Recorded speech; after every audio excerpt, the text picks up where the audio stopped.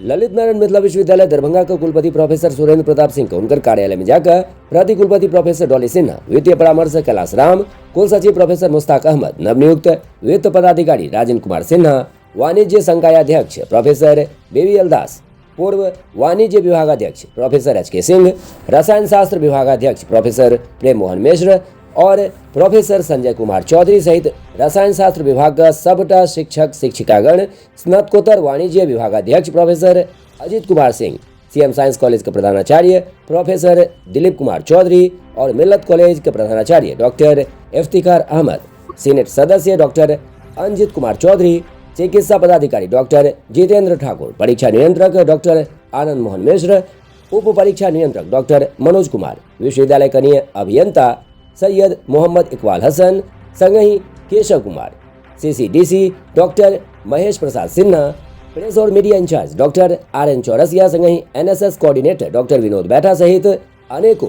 शिक्षकेतर कर्मी लोगन पुष्पगुच्छ प्रदान क नव वर्षक हार्दिक बधाई और मंगल कामना दिलन। कुलपति प्रोफेसर एस.पी. सिंह अपना दिस से नव वर्षक सबका बधाई और शुभकामना दैत सब गोटे का मुंह मीट करेलन। संगही ओ सब गोटे का नव वर्ष में स्वस्थ रहकर अपन दायित्व का नीक से निर्वहन करवा कामना सेहो कलन।